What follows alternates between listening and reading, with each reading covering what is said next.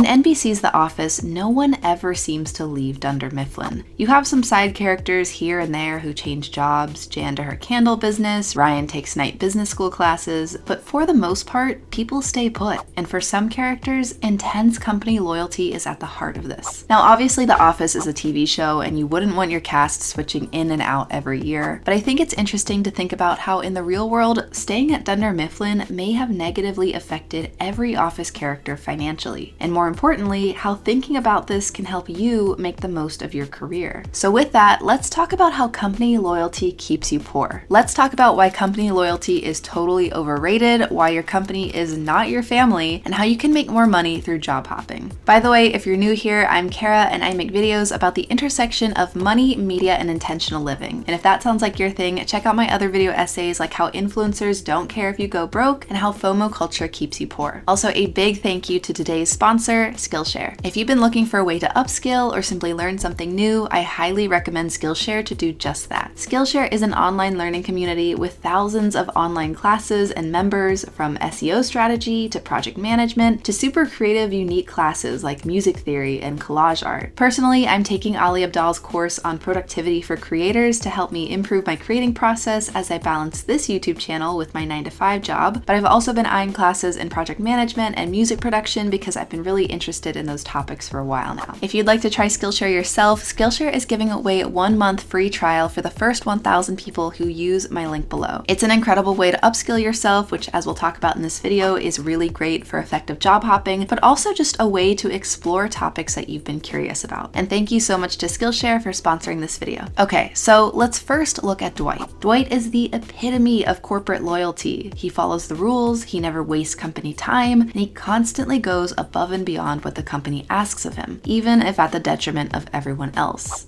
People learn in lots of different ways, but experience is the best teacher.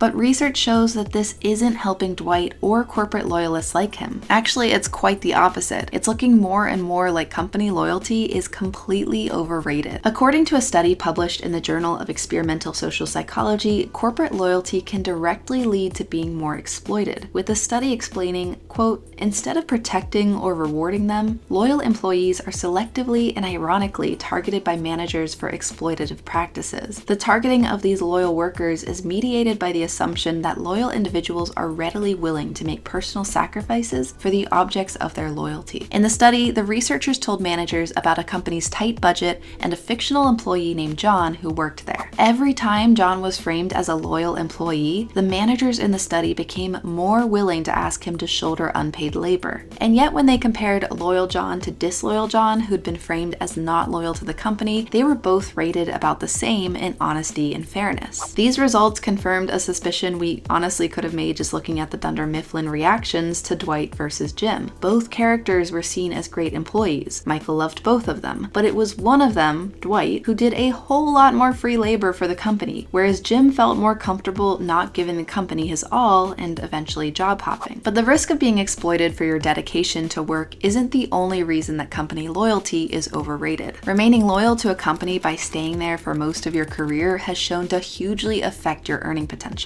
As this Forbes article succinctly puts it, quote, "Employees who stay in companies longer than 2 years get paid 50% less." It makes sense when you think about it, because in 2022, the average employee raise in the US was 3%, a number that trails inflation rates from last year and therefore represents, quote, "a decrease in purchasing power for employees." Switching jobs, on the other hand, shows to be a lot more lucrative, with many job hoppers scoring a 5 to 15% pay bump, sometimes even more. I think I deserve a raise. And I just don't think corporate's going to go for this right now. I've personally seen this kind of pay bump from job hopping in my own career. At my last job, I was there a year and a half and it paid okay, but then when I job hopped to my current job, it basically doubled my salary. Plus, it finally gave me employee health insurance. But while I was at my last company interviewing for my current company, I was honestly feeling a little guilty for interviewing, like I was cheating on my old employer. But if I had stayed at that old company because of some type of loyalty for them giving me my first job or because they're good people or whatever else, I one, would still not have health insurance from my employer,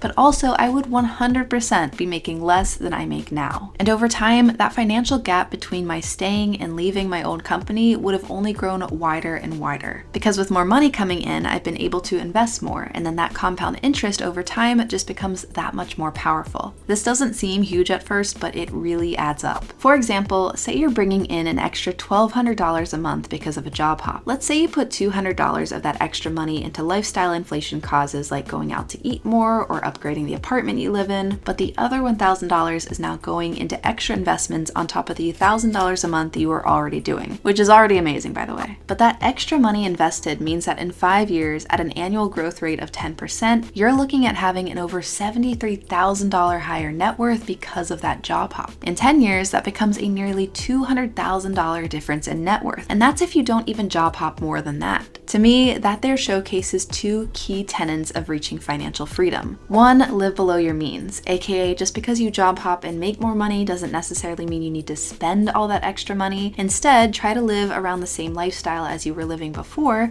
and save the difference. And two, the importance of finding ways to increase your income. I know it sounds obvious, but being able to tuck away more money comes down to either increasing your income or reducing your spending. We talk a lot about the latter on this channel and how to avoid spending money on things that don't really elevate your life, but sometimes you simply can't reduce your spending more. That's why something like job hopping can be so powerful. Leveraging your skills and experience at a new company can often mean getting a higher salary versus staying put at your current job. Not to mention that for me, switching jobs also meant learning new skills, expanding my network and meeting new people, and in all honesty, just made me a lot less stressed than staying at my old company. It was a win all around. So quick side note, if you are going to job hop, don't forget to consolidate your 401ks from your different companies. A whole lot of people forget about their old 401ks, and as of the end of 2021, there were nearly 25 million forgotten 401k accounts worth about 20% of all 401k assets in the US. So don't be one of those people and forget about your 401k money. Okay, so recap. Company loyalty is overrated. Job hopping helps increase your pay. Yeah. But how do I actually know when it's time to job hop, and how do I make sure I actually get a pay bump while doing it? There's no perfect formula for this, but I think it largely comes down to checking in with yourself on whether you're getting what you want from your job. First off, is it helping you live the life you want? As in, is it paying enough to get you to the point where you're not constantly stressed about bills? And is it giving you enough hours in the day to be relatively sane? And then from there, do you feel like you're growing, or do you feel stagnant? Do you feel valued by the company, or do you feel like it's a toxic environment with a boss that doesn't care about you? If you don't feel appreciated, if you're growing to hate your job and you feel stuck and stagnant, those are all signs that it might be time to job hop. And the inverse is true too. If you feel like you're in a place where pay is good, work-life balance is great, and you love your work environment, it doesn't mean you necessarily have to job hop. Just like how I mentioned in my most recent video about how you don't have to be an entrepreneur to become rich, I also don't feel like you have to switch your job every 2 years in order to be rich, or even just to live a happy life, because there are a lot of different definitions of rich. It's a personal decision, but I do encourage people to not limit themselves to opportunities because of some type of company loyalty, because you'll feel bad towards your boss or your colleagues or just the company as a whole. As for how to get more money when you job hop, I think being able to negotiate is a really important one. Also leveraging the skills and experiences that you used at your old job and being able to frame that to a new company when applying, but so is the practice of upskilling. Upskilling is when you learn additional skills throughout your career. And according to Gallup, quote, workers who take an upskilling program earn on average $8,000 more than their peers who did not. Self-funded upskilling tends to result in even higher results. Those who funded their own development received an average salary increase of 15.3%. At the core of all of this is that you need to be selfish, which I know sounds weird saying because we're taught not to be selfish, but in the work world, I think it's important to look out for yourself. Whether that's by setting up LinkedIn alerts for jobs you're interested in, even though you have a job now, or by taking classes that'll help you nail an interview at a competitor's firm. While shows like The Office or Parks and Recreation love to paint a workplace as a family, ultimately a company is a business, not your family. Just like how influencers aren't your friends, they're a business too. Hot take, but company loyalty is basically like having a parasocial relationship with your company. Yes, maybe your manager or coworkers on an individual level care about you. Maybe your company is very considerate and mission-oriented, but none of that erases the fact that a business is not a living, breathing person who is going to look out for you. Certainly not as much as you're going to look out for yourself. Just earlier this year, we saw massive layoffs jobs in certain industries, with places like Google and Facebook letting tens of thousands of employees go. It was impersonal, with many employees saying they found out because their work computers wouldn't turn on. So why shouldn't you approach your relationship with work the same way they approach it with you? To be clear, this is not about screw corporate or quit the second you're frustrated, but instead being able to be strategic, mindful, and intentional about the direction of your career. To do those things and to be able to craft the life and career of your dreams,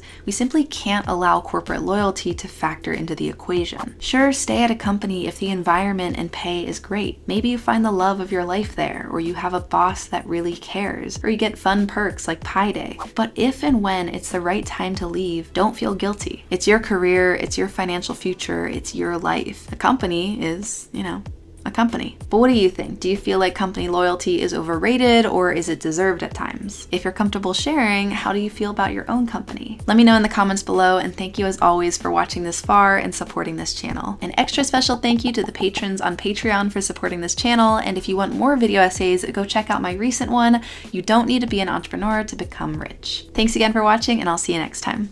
Bye!